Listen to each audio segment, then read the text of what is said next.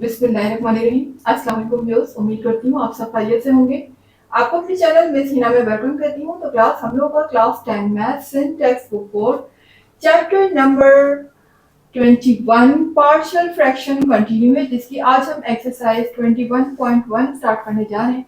इससे पहले इस चैप्टर का कंप्लीट इंट्रोडक्शन दे चुकी हूँ और उसके हर तरह से कॉन्सेप्ट आपको क्लियर किए हैं पार्शियल फ्रैक्शन के। जिन लोगों ने मेरी वो वीडियो नहीं देखी अब तक, तो काइंडली एक्सरसाइज स्टार्ट होने से पहले वो वीडियो जरूर वॉच करें। उसका लिंक भी आपकी वीडियो के डिस्क्रिप्शन में मौजूद है, वहां से क्लिक करके भी आप जा सकते हैं। तो चलिए फिर स्टार्ट करते हैं आज एक्सरसाइज 21.1 जी। तो क्लास 21.1 एक्सरसाइज आज हम स्टार्ट करने जा रहे हैं। इसमें हम डिस्कस करेंगे केस नंबर 1 को, when denominator consist different linear factor. ये case number 1, case number 2, 4 case आपको सिखाए गए हैं मेरी फर्स्ट वीडियो में, देखिएगा। ये केस, हर केस को मैंने पूरा डिटेल से उसमें जो है वो समझाया है। बस यहाँ पर मैं डिटेल नहीं बताऊंगी, सिर्फ इतना बताऊंगी कि जो डिनोमिनेटर है, अगर उनके जो फैक्टर्स हैं वो लीनियर हैं और डिफरेंट है, तो वो मेरा क्या कहलाएगा, केस नंबर 1। तो एक्सरसाइज 21.1 में हम इन्हीं केस से रिलेटेड क्वेश्चन स्टार्ट करेंगे। तो क्लास यहाँ पर देखिएगा, देखिए यहाँ पर दिया हुआ है हमें क्वेश्चन नंबर 1, फ्रैक्शन देखिएगा 12/x² - 9। तो क्लास अब इसमें सबसे पहली चीज जो आपने वॉच करनी है वो ये करनी है कि ये जो फ्रैक्शन आपको गिवन है, रैशनल फ्रैक्शन, रैशनल तो ये है क्योंकि देखिए यहाँ पर जो है इसकी जो पावर है वो पॉजिटिव भी है और फ्रैक्शन में भी नहीं है ना, कोई किसी किस्म की डेसिमल भी नहीं है, होल नंबर में भी है, तो ये रैशनल तो है। अब ये देखना है कि ये प्रॉपर रैशनल फ्रैक्शन है या फिर ये इम्प्रॉपर रैशनल फ्रैक्शन है। तो ठीक है, हम जब इसे पार्शियल फ्रैक्शन में रिजॉल्व करने जाते हैं तो ये हम जरूर देखते हैं कि पार्शियल फ्रैक्शन ये जो हमें दिया हुआ है फ्रैक्शन, ये लाजमी प्रॉपर रैशनल फ्रैक्शन होना चाहिए, इम्प्रॉपर नहीं होना चाहिए। तो देख लेते हैं। देखिए, पहली बात, प्रॉपर रैशनल फ्रैक्शन क्या होता है इसके बारे में ऑलरेडी मैं वीडियो में बता चुकी हूँ, जिसमें हमारी न्यूमिनेटर में हाईएस्ट पावर, वेरिएबल की हाईएस्ट पावर डिनोमिनेटर की हाईएस्ट पावर से कम हो। यानी कि ऊपर न्यूमिनेटर में अगर हम देखें तो इसमें वेरिएबल की पावर नीचे डिनोमिनेटर की वेरिएबल की पावर से कम होनी चाहिए, तभी वो हमारा क्या कहलाएगा, प्रॉपर रैशनल फ्रैक्शन। तो देखिए यहाँ पर तो कोई वेरिएबल है ही नहीं, तो जाहिर है x है, x की पावर क्या होगी, यहाँ पर 0 होगी, ठीक है ना, क्योंकि यहाँ x तो दिखाई नहीं, कि नीचे x की पावर आप देख सकते हैं हाईएस्ट पावर स्क्वायर है। तो इसका मतलब ये कि ऊपर हमारे पास वेरिएबल की पावर 0 है, नीचे 2 है, तो फिर ये क्या हो गया, प्रॉपर रैशनल फ्रैक्शन हो गया ना, ठीक है, ये प्रॉपर रैशनल फ्रैक्शन है। चले, ये बात तो कंफर्म हो गई कि ये प्रॉपर रैशनल फ्रैक्शन है। अब जरा यहाँ देखिएगा क्लास, जब भी हम पार्शियल फ्रैक्शन में इसको रिड्यूस करने जाते हैं, ठीक है, तो हम कभी भी न्यूमिनेटर को वॉच नहीं करते, हम किसको वॉच करते हैं, हमेशा डिनोमिनेटर को। और डिनोमिनेटर भी हमारे पास जो फॉर्म होनी चाहिए वो फैक्टर की फॉर्म होनी चाहिए। ये this is not a factor form, this is a simplest form. ये सिंप्लीफाई करने के बाद आई है। सबसे पहले तो हमें डिनोमिनेटर के क्या बनाने हैं, फैक्टर बनाने हैं। अब न्यूमिनेटर में जो मर्जी लिखा हुआ है, न्यूमिनेटर से हमारा कोई काम नहीं है, सारा वर्क जो भी होगा वो डिनोमिनेटर में होगा, ठीक है। अब डिनोमिनेटर में अगर हम इसके फैक्टर बनाए तो क्लास, फैक्टर बनाने के लिए आप देख सकते हैं यहाँ पर a² - b² का फॉर्मूला इजीली अप्लाई हो सकता है। क्यों? क्योंकि देखिए x के ऊपर तो स्क्वायर ऑलरेडी है और 9 के ऊपर हम स्क्वायर बना सकते हैं। वो किस तरीके से, क्योंकि 9 जो है वो किसका परफेक्ट स्क्वायर है, 3 का। तो यहाँ पर हम फॉर्मूला अप्लाई कर सकते हैं a - b होल स्क्वायर का, सॉरी a² - b² का। यहाँ देखिएगा फॉर्मूला मेंशन कर रही हूं आपके सामने।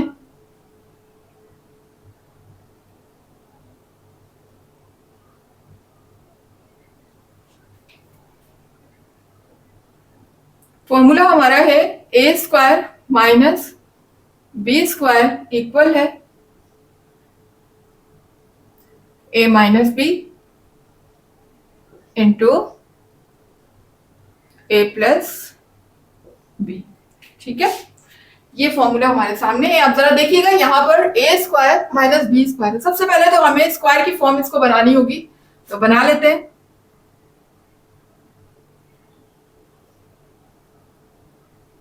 ये हो जाएगा, देखिए x का तो ऑलरेडी स्क्वायर है, ठीक है, और इसका स्क्वायर में कैसे बना सकती हूँ, क्योंकि ये 9 जो है ये परफेक्ट स्क्वायर है किसका, 3 का।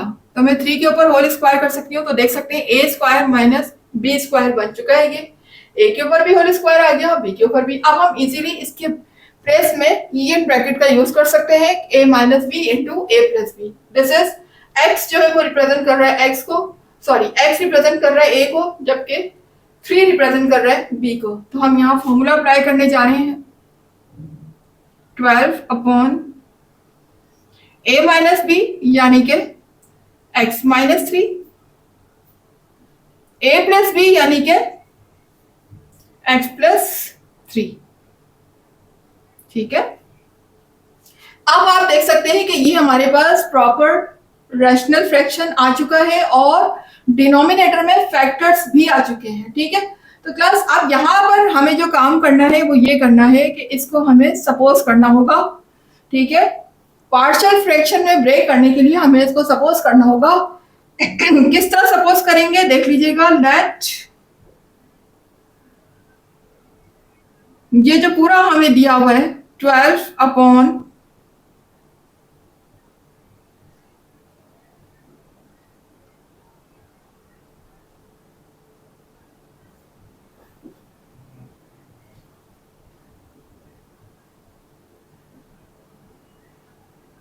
इसको हम सपोज करेंगे इक्वल, आप न्यूमिनेटर नहीं लेंगे, हम क्या लेंगे a1। ठीक है, अपॉन, याद रखिएगा हर ब्रैकेट के लिए हम अलग अलग अल्फाबेट सपोज करेंगे। पहले हम फर्स्ट ब्रैकेट के लिए ले रहे हैं a1, इसी तरह से यहाँ पर जितनी भी ब्रैकेट होंगी उन सब के लिए a2 a3 ये हम लेते जाएंगे। ठीक है, हर ब्रैकेट के लिए न्यूमिनेटर अलग अलग सपोज करेंगे हम। फर्स्ट ब्रैकेट के लिए हमने लिया a1 के लिए लिया अपॉन x माइनस 3। ठीक है, ये इस ब्रैकेट के लिए, फिर बीच में हमने लगाना है प्लस का साइन, और सेकेंड ब्रैकेट के लिए मैं सपोज करूंगी a2।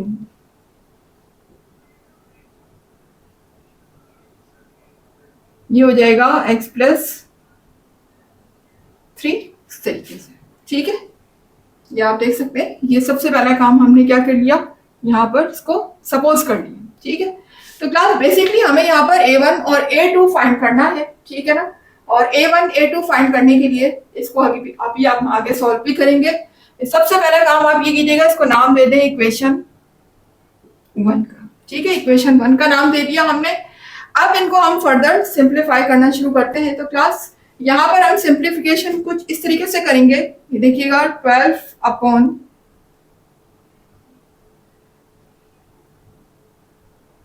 x minus 3 bracket x plus 3 bracket equal to, अब यहां देखिएगा यहां पर हमें लेना है एलसीएम। ठीक है, और एलसीएम आपको पता है सिर्फ और सिर्फ किसका आता है, डिनोमिनेटर का आता है। तो यहां पर हम डिनोमिनेटर का सबसे पहले एलसीएम लेंगे, और डिनोमिनेटर में हमारे पास दो ब्रैकेट लिखी हुई है। देखें, एक x प्लस 3 है और दूसरी x माइनस 3 है। तो हम एलसीएम ले लेते हैं दोनों ब्रैकेट को।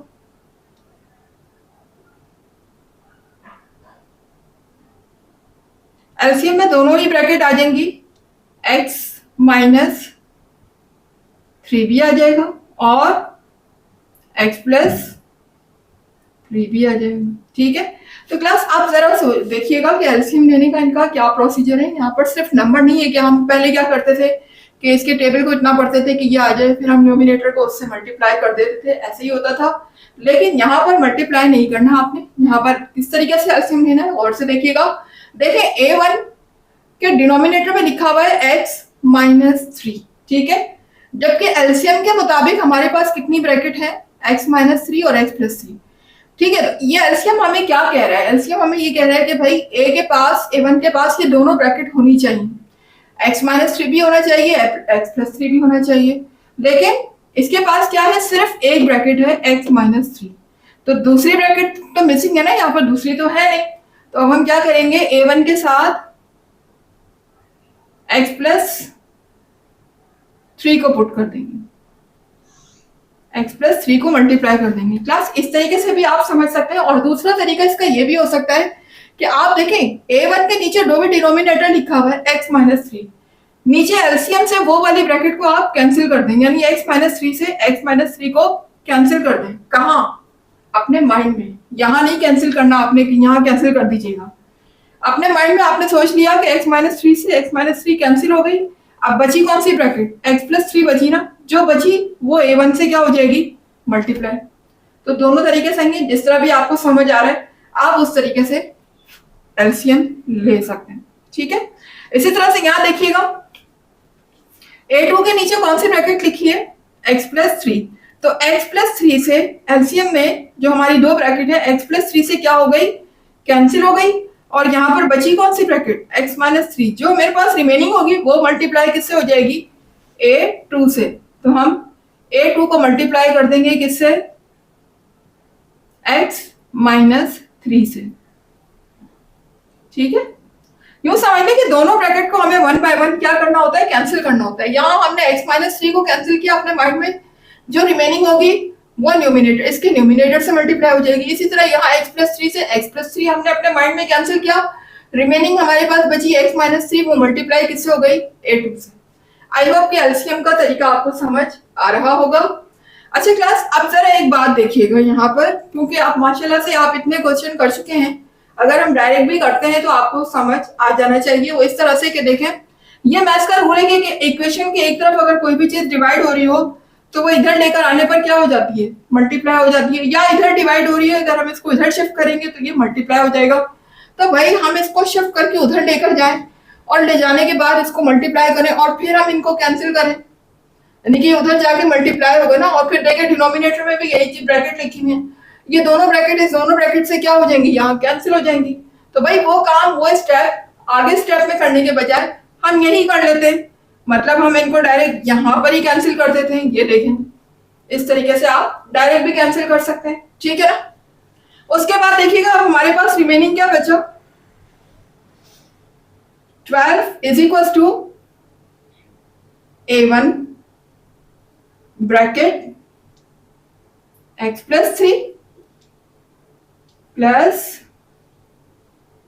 a2 x माइनस थ्री, ठीक है। अब ये हमारे पास जो इक्वेशन निकल कर आई है, यहाँ पर अब हमने डिनोमिनेटर को क्या कर दिया, कैंसिल कर दिया। ये जो इक्वेशन हमारे पास आई है, इसको हम एक नया नाम दे देते हैं इक्वेशन 2 का, इसको हमने कह दिया इक्वेशन 2। अच्छा अब क्लास यहाँ पर देखिए, हमने a1 और a2 को किस तरीके से फाइंड करना है। देखिए जब हम यहाँ पर a1 को फाइंड करेंगे तो जाहिर है हमें किसी भी तरह से a2 को यहाँ से हटाना है।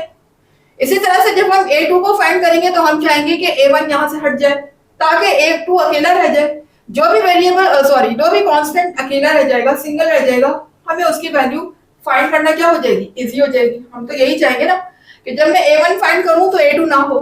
तो a2 अगर नहीं होना चाहिए तो फिर a2 को हटाने के लिए मुझे ऐसा क्या करना होगा कि a2 यहाँ से इजीली रिमूव हो जाए।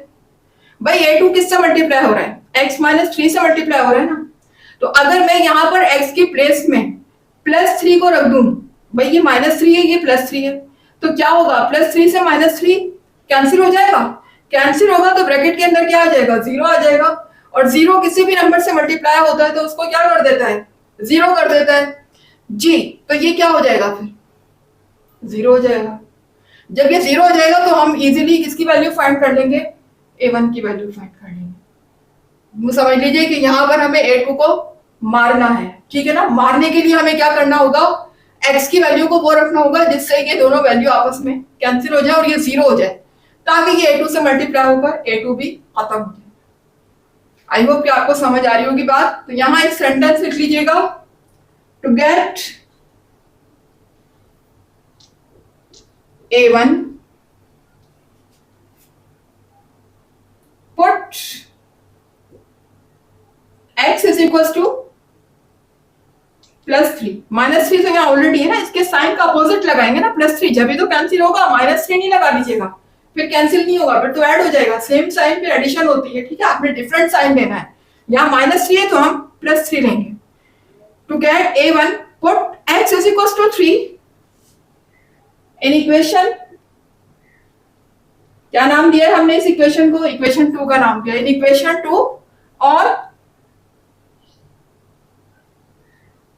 बोथ साइड्स, दोनों तरफ मुझे x की वैल्यू को क्या रखना है, 3 रखना है, ठीक है ना।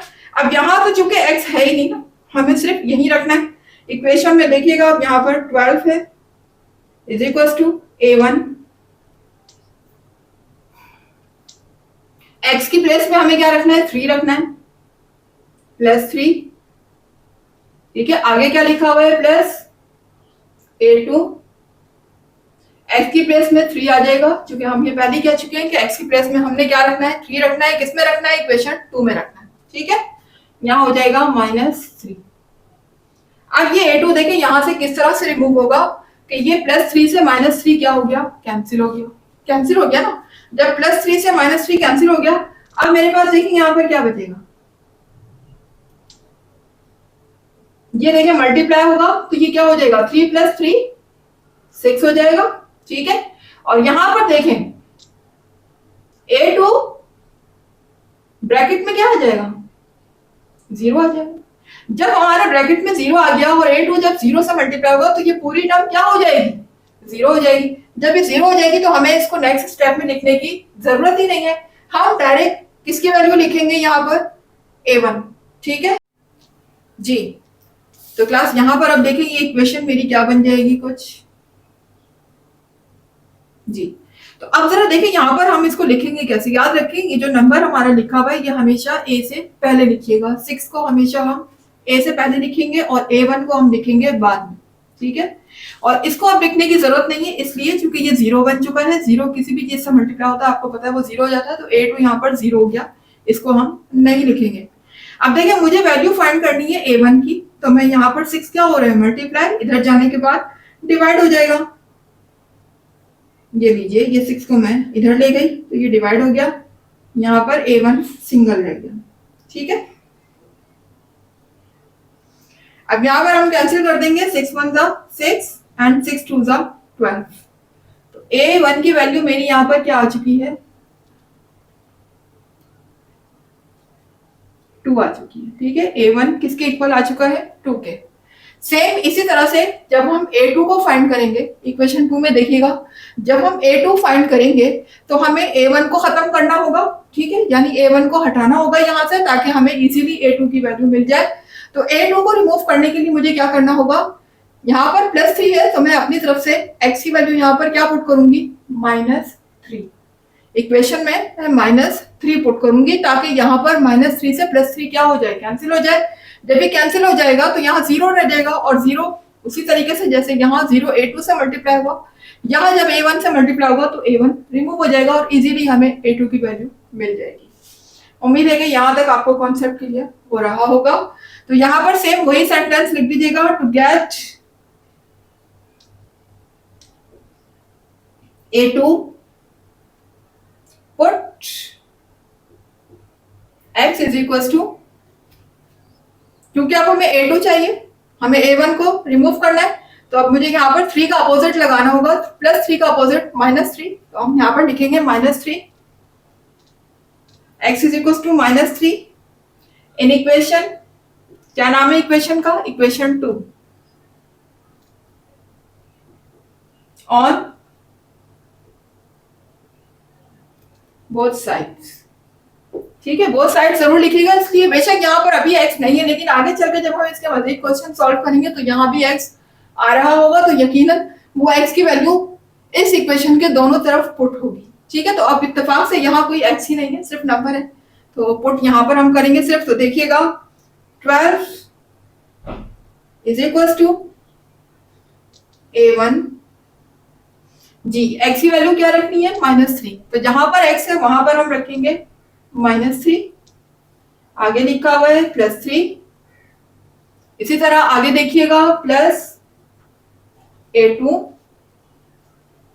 आगे लिखा हुआ है x की प्लेस में मुझे क्या वैल्यू रखनी है, -3, और आगे इसके लिखा हुआ है -3, ठीक है जी। तो अब देखिएगा यहाँ पर क्या होगा कि ये -3 से +3 कैंसिल हो जाएगा, ठीक है। और अब देखिएगा यहाँ मेरे पास क्या रिमेनिंग होगा, a1 मल्टीप्लाई किससे हो जाएगा, यहाँ पर 0 से हो जाएगा, जबकि यहाँ पर देखिएगा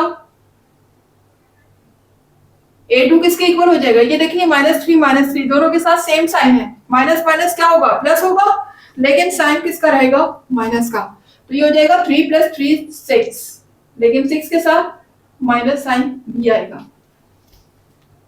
जी तो क्लास अब देखिएगा यहाँ पर A1 जब 0 से मल्टीप्लाई होगा तो ऑफकोर्स ये क्या हो जाएगा 0 हो जाएगा। तो जब ये पूरी चीज 0 हो जाएगी तो हमें इसको नीचे लिखने की जरूरत ही नहीं है, हमें तो A2 चाहिए। वैसे भी A1 तो हम फाइंड कर ही चुके हैं, ठीक है। अब हम फाइंड करने जा रहे हैं A2, तो ये A1 यहाँ पर क्या हो चुका है 0, तो इसको हम इग्नोर कर देंगे और A2 को कॉपी कर लेंगे। जी तो यहाँ पर आपको मैंने बताया था कि नंबर हमेशा पहले लिखा जाता है, तो -6 को हम पहले लिखेंगे, माइनस प्लस यहाँ पर माइनस हो जाएगा 6, और A2 को हम बाद में लिखेंगे, ठीक है। अब क्योंकि मुझे वैल्यू A2 की चाहिए तो -6 इससे क्या हो रहा है मल्टीप्लाई हो रहा है, जब हम इसको इधर लेकर आएंगे तो ये डिवाइड हो जाएगा। अच्छा अब यहाँ पर देखिएगा क्लास, बाज स्टूडेंट एक मिस्टेक करते हैं, वो ये करते हैं कि यहाँ पर -6 है मल्टीप्लाई हो रहा है, इधर जब डिवाइड पे लेकर आते हैं तो यहाँ पर इसको प्लस कर देंगे। मतलब उनके ख्याल में ये बात होती है कि इज इक्वल टू के इस तरफ जो भी वैल्यू आती है उनके हम साइन चेंज कर देते हैं, ठीक है ना।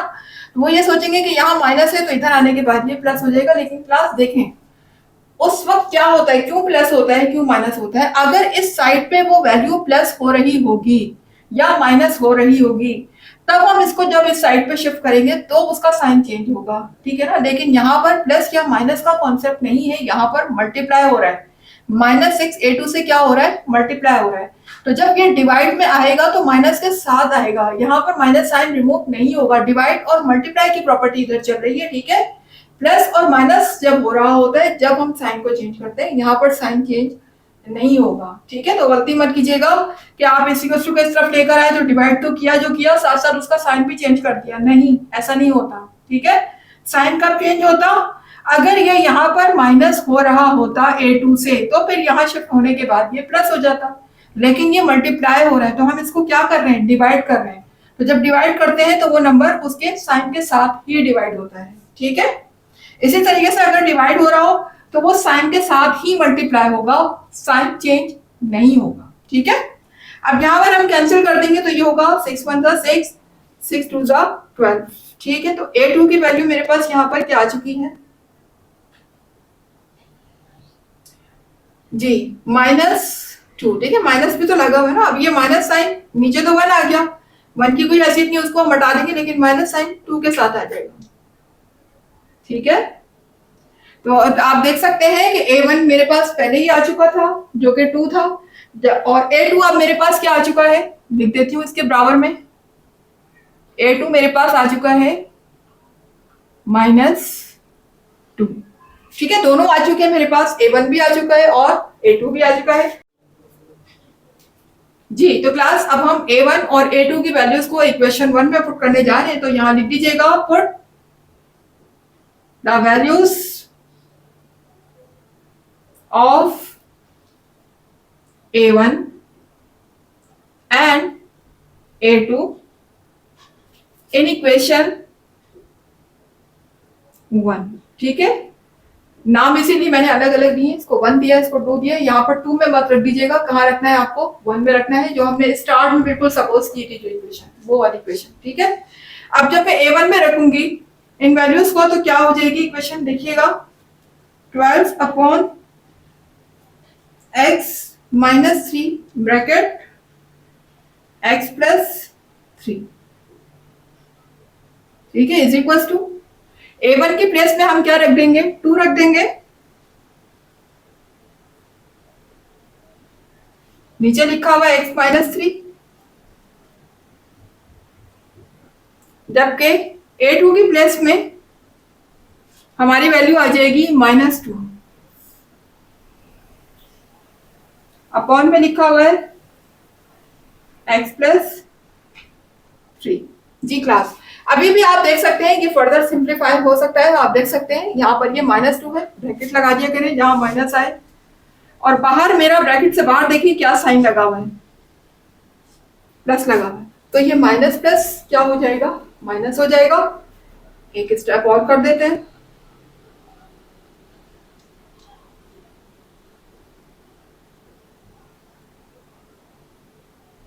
जी, यहाँ देखिएगा ये हो जाएगा 2/x-3 और ये हो जाएगा plus minus minus 2/x+3। So that is over answer. यहीं पर मेरा ये सॉल्यूशन कंप्लीट हुआ। तो क्लास अब आप देख सकते हैं यहाँ पर जो मेरे पास पार्शियल फ्रैक्शन आए थे उनके जो फैक्टर्स जो मुझे मिले हैं वो डिफरेंट लीनियर फैक्टर है। लीनियर क्यों कहा? क्योंकि यहाँ पर हाईएस्ट वेरिएबल की जो पावर है वो क्या है? 1 है। लीनियर इक्वेशन या लीनियर फैक्टर क्या कहलाते हैं हमारे? जहाँ पर वेरिएबल की हाईएस्ट पावर 1 हो तो यहाँ पर वेरिएबल की हाईएस्ट पावर 1 भी है और दोनों फैक्टर एक दूसरे से डिफरेंट भी हैं। क्लास डिफरेंट के अलावा आप एक वर्ड नॉन रिपीटेड का भी यहाँ पर यूज कर सकते हैं कि जब फैक्टर जो वो नॉन रिपीटेड हो, यानी एक ही फैक्टर दोबारा रिपीट ना हो, यानी जाहिर है कि डिफरेंट ही है ना एक दूसरे से, तो ये भी हम वर्ड यूज कर सकते हैं। तो ऐसे फैक्टर को हम कहते हैं लीनियर फैक्टर्स। ठीक है, तो हमारा आंसर देख सकते हैं पार्शियल फ्रैक्शन में आ चुका है और हमारे डिनोमिनेटर में जो है वो एक दूसरे से डिफरेंट है।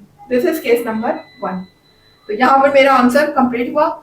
ये तो क्लास इंशाल्लाह इसका नेक्स्ट क्वेश्चन हम स्टार्ट करते हैं अपनी नेक्स्ट वीडियो में। उम्मीद है कि यहाँ पर आपको समझ आ गया होगा, कॉन्सेप्ट भी क्लियर हुए होंगे। तो क्लास अपना कमेंट अपना फीडबैक जरूर दिया करें कि आपको कितना समझ आ रहा है, कॉन्सेप्ट कहाँ तक क्लियर है। इसके अलावा वीडियो पसंद आ रही है और समझ आ रहा है, कुछ सीख रहे हैं मेरी वीडियो से, तो चैनल को लाइक कीजिए, सॉरी वीडियो को लाइक कीजिए, चैनल को सब्सक्राइब करके बेल आइकन को जरूर हिट कीजिएगा ताकि हर नई आने वाली वीडियो का नोटिफिकेशन आपको टाइम पर मिलता रहे। ठीक है, इसके अलावा वीडियो को शेयर भी किया करें। मुझे दीजिएगा इजाजत, इंशाल्लाह मिलते हैं इसके नेक्स्ट क्वेश्चन के साथ। जब तक के लिए अल्लाह हाफिज़।